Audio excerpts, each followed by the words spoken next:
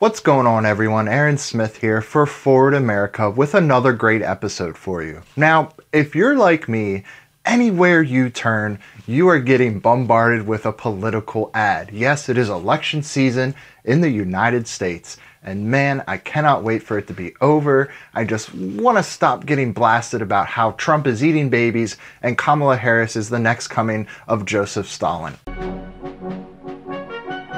I'm just over it. As such, I'm a Pennsylvanian. I'm registered to vote here, and my driver's license is in Pennsylvania. All my friends are in Pennsylvania, and my girlfriend's in Pennsylvania, and I'm not leaving Pennsylvania anytime soon. So because of that, that got me to thinking, why am I getting bombarded with all of these political advertisements in Pennsylvania? It's outrageous. Well, somebody told me Pennsylvania is a battleground state. And I said, well, no, duh, Gettysburg is here.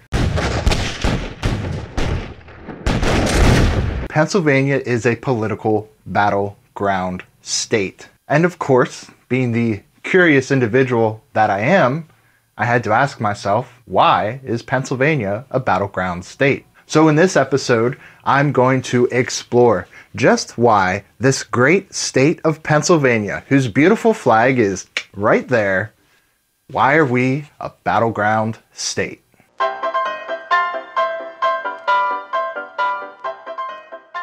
To understand why Pennsylvania is a battleground state, we have to understand a little bit about how presidents are elected in the US. There's a thing called the Electoral College, and I'm not going to get super in-depth because if I did, I could be here for hours explaining this. But essentially, each state, based on population, is given a number of electoral votes, almost like a point system. Pennsylvania happens to have 19 electoral votes. California has the most, Wyoming has the least. Population-based. Pennsylvania has 19. We are towards the top. In fact, after Florida, we are tied for 5th place with Illinois. And like Illinois, Pennsylvania kind of struggles from that rural versus urban dichotomy that occurs. You see, we have two enormous population centers within the Keystone State. We have Philadelphia, which is the 5th or 6th most populous city in the United States on the east, and we have Pittsburgh, which is significantly less population than Philadelphia, but nonetheless is still a major metropolitan center within our state, within the Midwest even, I would say. And that brings me to another topic. Pennsylvania itself is nearly split in half, almost culturally. You have the East, which is influenced heavily by New York City, Washington, D.C., Baltimore, and Philadelphia, of course, itself being a center for culture. And you have the western part of the state, which is influenced more by the Rust Belt, the Midwest. It's wild. You can go out and drive 2 miles to the west from where I'm at in the east, and people are calling soda pop. Still a culture shock for me, but it's all within the Keystone State. It's all within the same geographic area. So it's really, really interesting how even within the borders of Pennsylvania, which itself is, compared to Texas or Montana, is not a very large state, but within these borders, there's such a cultural shift. Not only that, like I was saying, like our tied for electoral votes Illinois, we have that kind of struggle between the very urbanized areas, which tend to lean more Democrat, versus the rural areas, which of course tend to lean more Republican, more conservative. Now, demographically, Pennsylvania breaks down to the following. And these are rough estimates. I'm not going to sit here and go 0.6555 percentage points are this, etc. I'm not going to get into all that. But Pennsylvania is made up of about 75% white people, 11% Black or African American, about 8% Latino or Hispanic, and then the rest kind of break down from there, about 5% Asian or Pacific Islander, 1% other, it's so on and so forth. So it's a rather diverse state, but still majority white. In terms of voter registration, about 3.9 million Pennsylvanians are registered as Democrats, about 3.6 million are registered as Republicans, about 1.1 million are registered as independent or no affiliation. Of the 13 million people living in Pennsylvania, about 8.9 million of those are registered to vote. So Pennsylvania has a lot going for it, and it's almost a deciding factor in presidential elections. In fact, in 2020, once Joe Biden won Pennsylvania, he reached those 270 electoral college votes needed to win the presidency. I'm sure I'm going to get some voter deniers in the comments, you know, YouTube is YouTube. But nonetheless, those are the facts, and that's what happened, is that Pennsylvania is a huge, huge deciding factor in so many elections. Historically, Pennsylvania has leaned very Republican.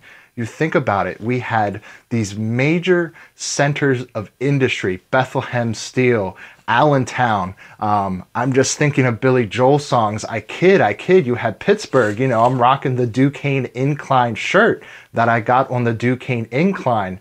You know, Pittsburgh was a huge, huge steel center for much of American history. It wasn't until recently, within the last 50 years, that the steel mills shut down. And so Pittsburgh has found itself in almost a renaissance in terms of technology and stuff. It's a huge tech center nowadays, but there's a lot going on within the confines of the Pennsylvania border.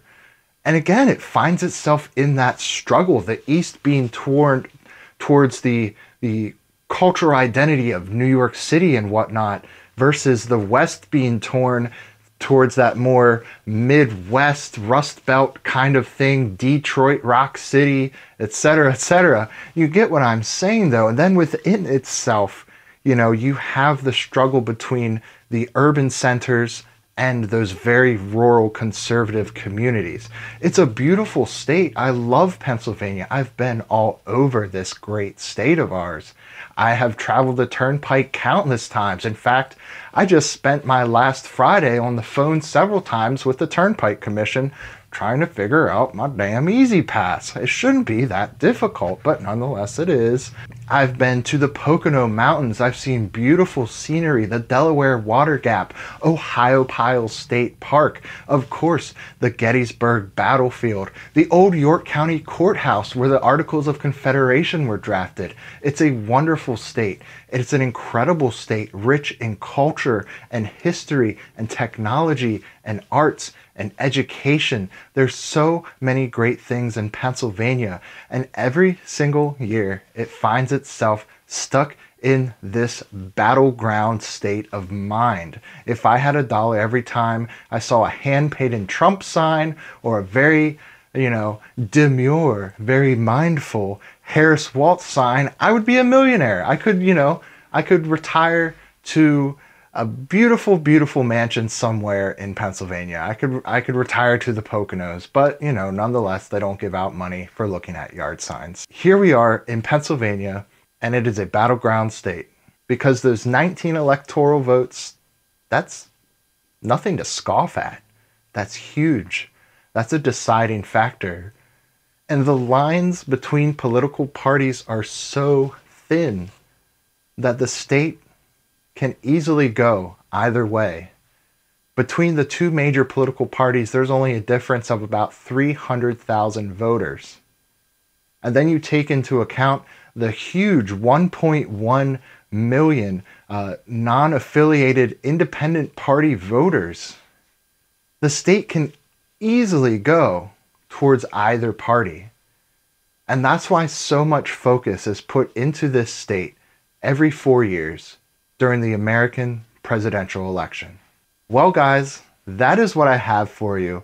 A bit of a shorter video, but still something that I've been kicking around in this brain of mine, and something that I thought would be kind of interesting for the channel, especially as someone who is a Pennsylvanian himself, who was not born here, but was certainly raised here, and who absolutely loves this great state.